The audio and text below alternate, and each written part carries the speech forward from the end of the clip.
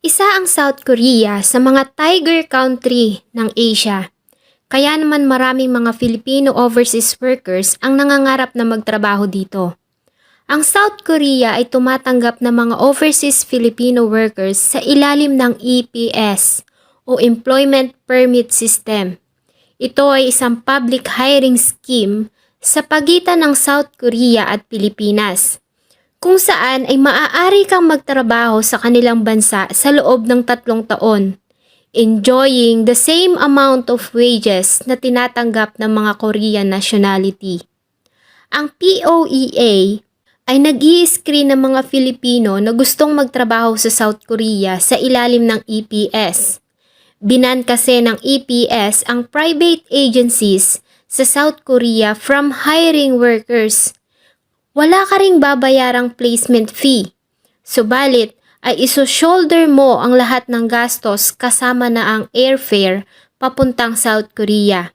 At kailangan mo ding makapasa sa Korean Language Test o KLT. Ang kwento po na aking ibabahagi ay ang masakit na sinapit ng isa nating kababayan na si Michael Angelo Claveria sa South Korea. Bakit nga kaya inuwi na laman ng isang kahon si Michael Angelo sa ating bansa? Bago ko po simulan ang ating story, sa mga bago po sa channel ko, please hit the subscribe button at pakipindot na rin po ang ating notification bell para ma-notify kayo sa mga bago nating upload na videos.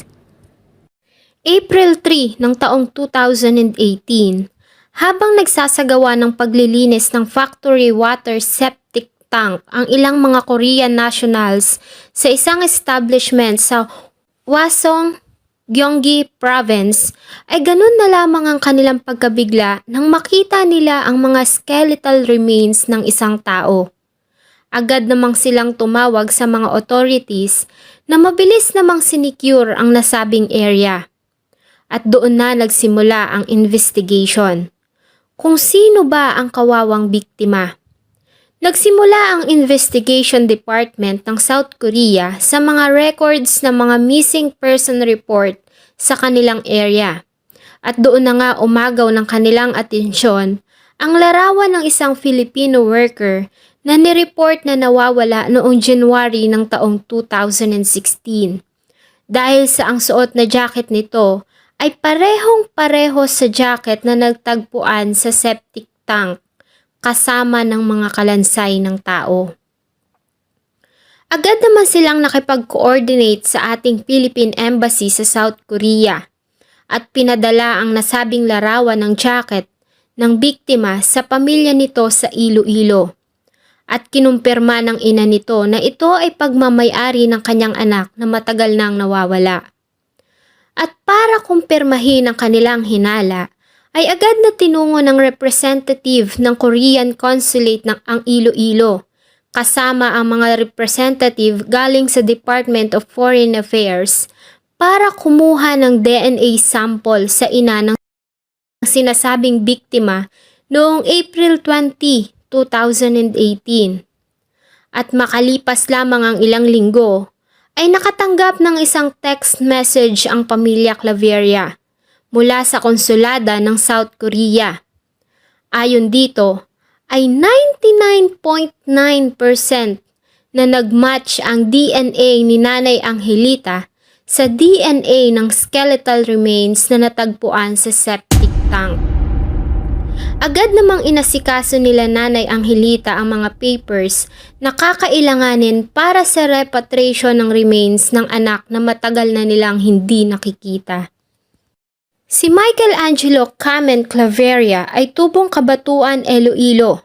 Nagtapos ito ng Marine Transportation sa John B. Lacson Foundation Maritime University, Arevalo Campus noong 2010. Ngunit sa halip na maglayag sa karagatan, ay mas pinili nitong magtrabaho sa South Korea noong July 2014 bilang isang metal cutter. Ang mga unang buwan at taon ni Michael Angelo sa South Korea ay talaga namang naging masaya at masasabi mong nag-i-enjoy ito sa bansang tinungo. Makikita mo kasi sa kanyang mga social media posts ang paglilibot nito sa South Korea kasama ang mga kaibigan. Noong September ng taong 2015 ay nagbakasyon si Michelangelo sa Iloilo. Tumagal din ito doon ng isang buwan bago ito muling bumalik ng South Korea. Ayon sa mother ni Michelangelo, ay wala namang nababanggit na problema ang anak nang magbakasyon nito. Maliban sa sinabi nito na balak niyang lumipat ng trabaho at para nga matapos na ang pagre-renovate ng kanilang bahay sa Iloilo.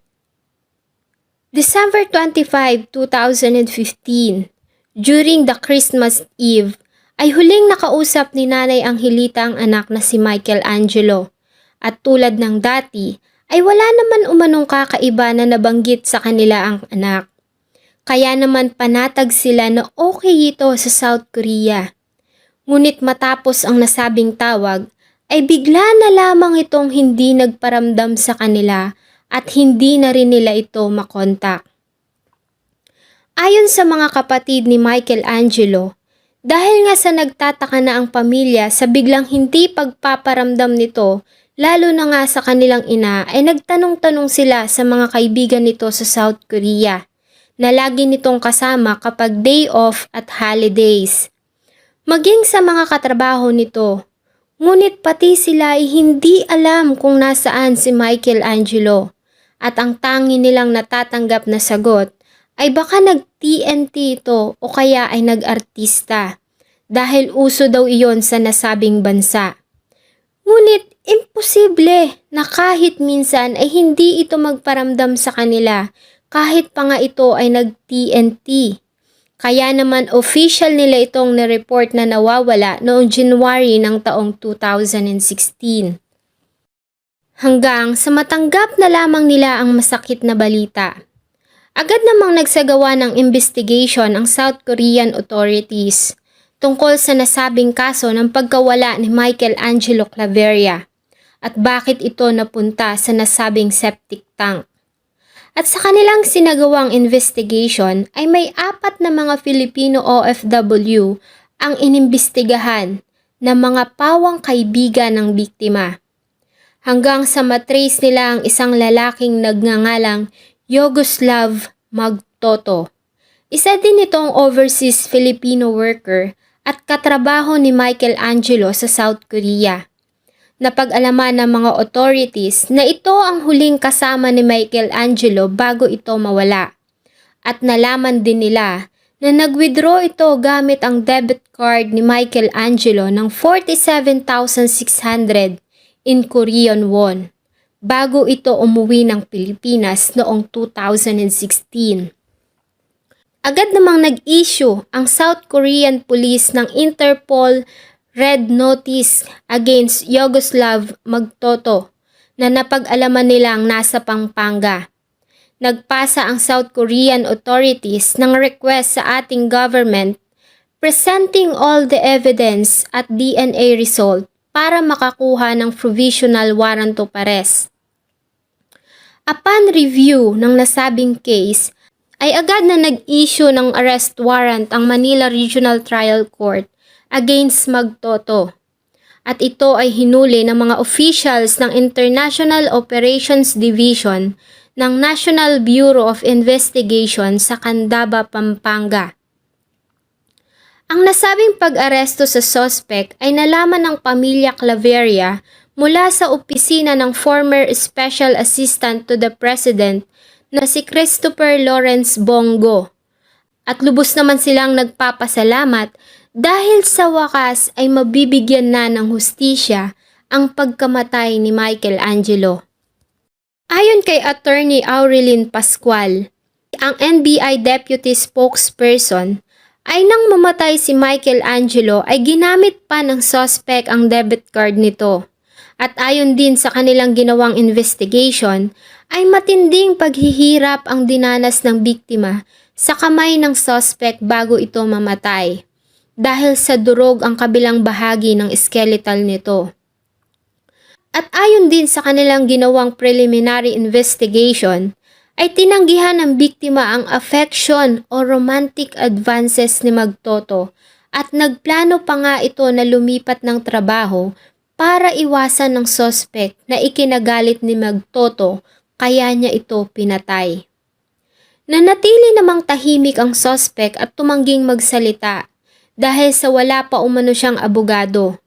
Si Magtoto ay pansamantalang nasa custody ng mga NBI at naghihintay sila ng request mula sa South Korean government para i-extradite ito o i-turn over sa South Korea. Dahil sa doon nangyari ang krimen ay dapat lamang na doon ito litisin. At sa kasulukuyan ay nahaharap pa rin ito sa kaso ng pagpatay. May 27, 2018, nang ganap na alas 9 ng umaga, ay sinalubong ng pamilya ni Michelangelo ang kanyang remains sa Iloilo International Airport.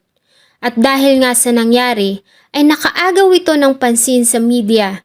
Kaya naman madaming mga media ang sumama sa pamilya sa pagsundo ng remains nito sa airport.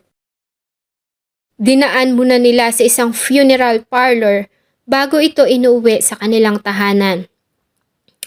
June 1, 2018 ay hinatid na ng pamilya at ng mga nagmamahal kay Angelo ang kanyang remains sa kanyang huling hantungan sa Kabatuan Catholic Cemetery. Samantala, ay personal naman na nagpaabot ng pakikiramay si Senator Bongo sa pamilya na nag-abot ng financial na tulong. Nakatanggap din ang pamilya ng 220,000 na assistance mula sa OWA. Wala na atang sasakit pa sa pagkawala ng isang mahal natin sa buhay, lalo na sa paraang hindi natin inaasahan. Sana po ay nagustuhan nyo ang malungkot na kwento ng isa na naman nating kababayan na wala namang ibang ninais, kundi ang ikabubuti at ikagaganda ng buhay ng kanyang mga minamahal. Again, kung mayroon po kayong mga katanungan at nais na malaman, ay ilagay lamang po sa ating comment section. Thank you so much po and see you in my next video.